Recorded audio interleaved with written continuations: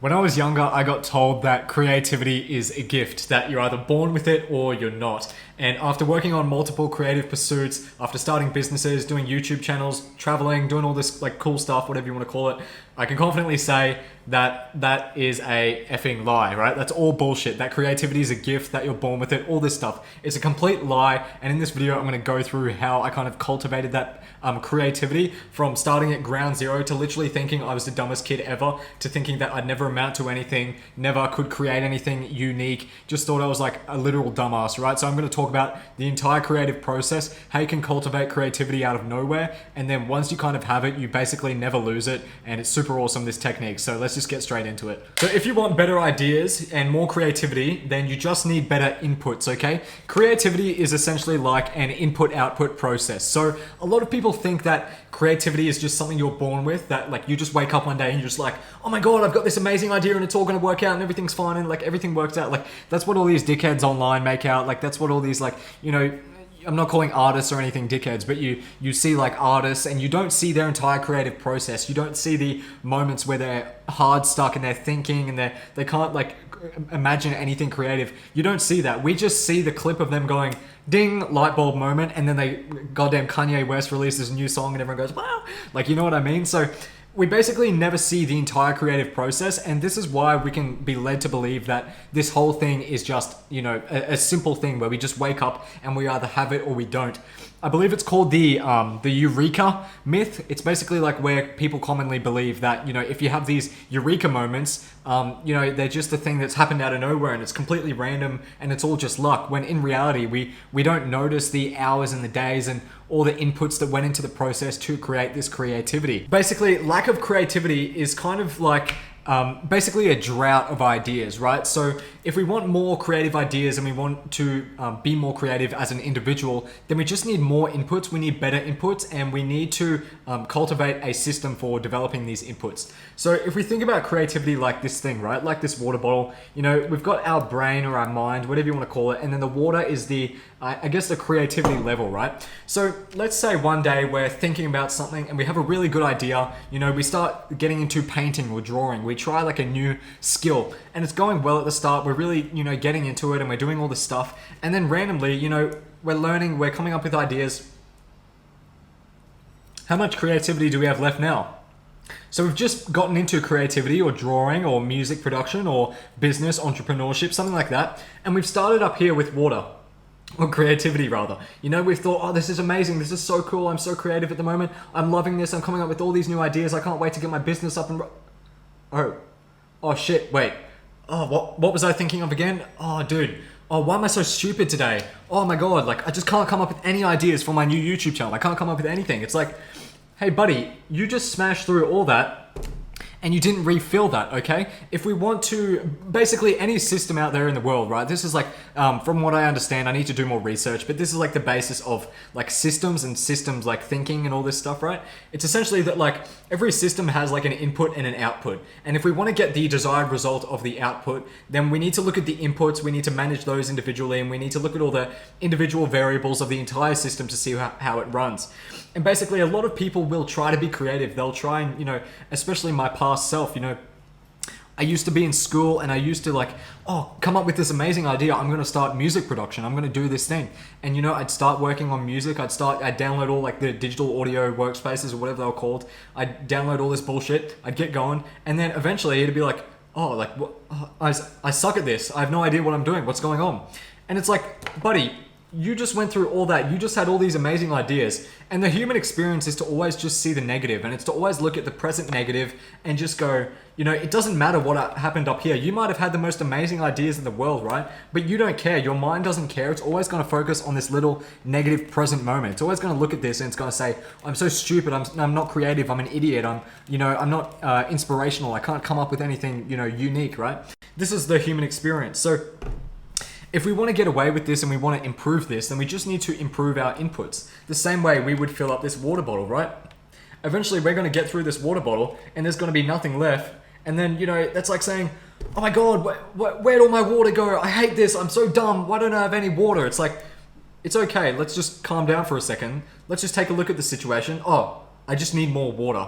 Okay, it's as simple as this. So basically, the biggest thing I've found for improving my creativity and really like starting to have some ideas that are just out there is basically something called multidisciplinary thinking, right? This is something that Charlie Munger coined. If you don't know him, he's just like some rich old dude. He's passed away now, rest in peace. But he's an incredibly smart dude, and he basically coined the term multidisciplinary learning, right? I believe it was him who coined it. At least he kind of made it popular within this space. And it's essentially the idea that we don't just focus on one area of life. So say for example, I was really passionate about psychology, right?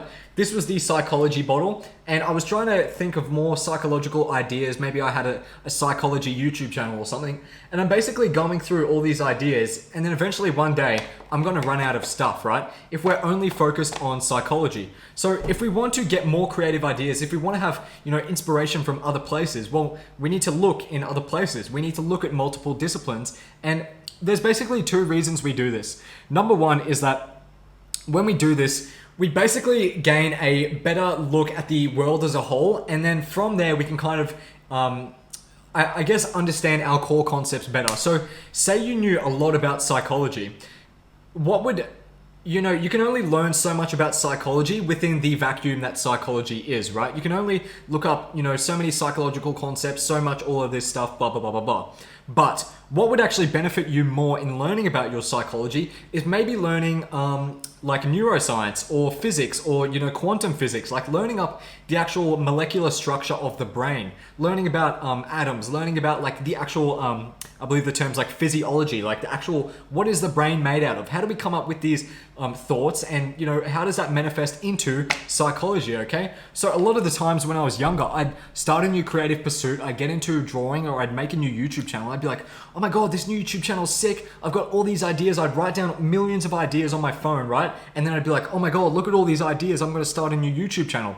So I'd start a new YouTube channel, and then it would reach a point where I'd be like 5-10 videos in, and I'd be like, where's my content? Where's my ideas? And then I'd be like, oh my god, I'm such an idiot, and I'd give up, and I'd like call myself all these names, just this absolutely horrible stuff. So just a little side note, if you're thinking, you're worthless because you're not creative, if you're feeling bad, or you just feel like you're less than, or any of this stuff, just know that it's a simple input-output process, right? You don't need to feel bad. There's no need to call yourself names. At the end of the day, these thoughts that, you define yourself as, like if you call yourself an idiot, that's just a thought. That's not a true fact of the universe, right? So I really want you to understand that if you're not feeling creative right now, that's totally fine, and we're going to fix it. So that was reason one, right? When we look at the entire aspect of the world, then we can basically apply more things to our original discipline, and then we can actually learn more about the original discipline without actually learning about the original discipline in a vacuum, right? So we're not actually learning about psychology when we learn about like quantum physics and how the brain works, right?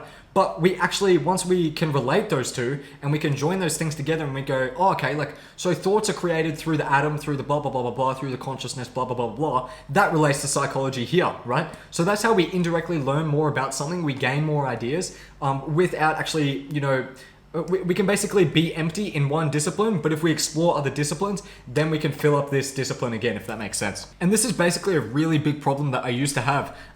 There's a saying like, to the man with a hammer, everything looks like a nail, right? And this used to be my thing. I used to be so into fitness and basically fitness and psychology, right? I mean, you can look at me right now, you can kind of tell, like, and that's not like an ego thing, it's just because I'm wearing Gymshark, whatever. But basically my two things was gym and psychology, fitness and psychology. So to the man with a hammer, every problem looks like a nail.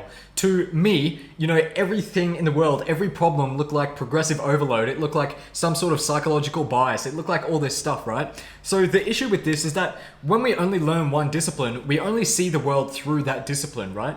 If I only know psychology and I've been a psychologist for years and I've studied this with my life, eventually something's going to come up in my life and I'm going to go, oh, that's psychological cognitive bias number 76 and this blah, blah, blah, blah, blah. And it's like, it might not even be that. Like, you might kick your toe on the side of your bed and then you might go, oh shit, oh, cognitive bias 86, ding, ding, ding. That's why I kicked my toe, because this, and evolutionary psychology and all this stuff. It's like, No, you just kicked your toe because you were just on your phone watching some like construction edit. Like, you know, you guys know those construction videos where it's like super edited. They're so sick. Anyway, but this is something I also realized with my coaching clients is that like I'll get people saying, "Hey, I'm not productive," or "I'm not, you know, I'm not creative," or "I don't know what my purpose is," and it's like, okay, well, you know, at the end of the day, sometimes we have to look outside of what we're doing. You know, if right now currently you're feeling like you're lacking purpose, or you feel like, you know, you're not really doing anything with your life, we kind of have to ask, like, you know, what is starting these feelings? Where is this coming from? But more importantly, like,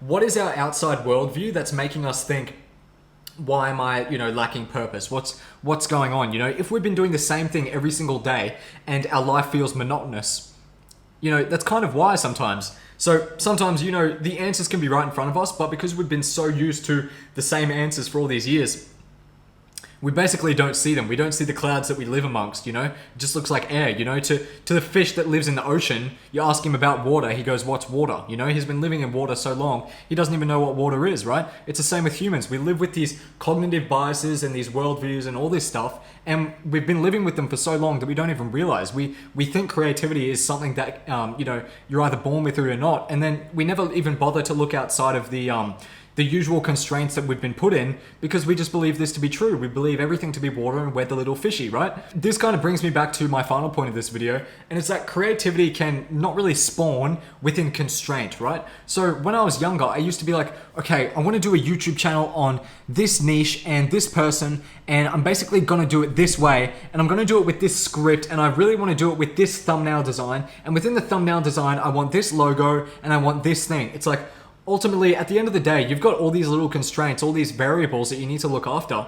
How is that going to affect your creative process? When you come up with a new idea, oh, that'd be a cool thumbnail. Oh, wait, no, that doesn't fit into my current thumbnail design scheme with my logo and my text and blah, blah, blah, blah. So this is the biggest thing that sometimes we need to understand, and something I struggled with a lot in the past, is that if we want to be more creative, if we want to, you know, come up with brand new ideas that really challenge the world and revolutionize things, is that we need to remove constraints. And the biggest constraints that we live in, or that we experience on a regular basis, are the ones that we live in, are the, you know, the societal conditioning that we've been put upon us since we were kids, the things our parents have told us, the things teachers have told us, the things we believe to be true just based on media, you know? There's so many people out there that believe fat is bad just because of advertising in like the 1980s that said fat is bad, right? You know, just stuff like this. So this is how advertising and societal conditioning and all this stuff can affect our worldview, and ultimately sometimes there's no bigger constraint than that. Like, if we look at the, you know, the revolutionary thinkers of our time, you know, the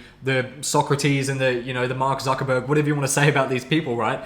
I don't think we can deny that these people came up with unique ideas. And I think the reason is that they just didn't allow society or anyone else to have constraint on what they could come up with, right? I think a lot of people think that they come up with the idea and then they go, oh, this would be a good idea to like go against society with, so let me push this, and then, you know, it creates a storm within society, and then that's why you know, it grows originally.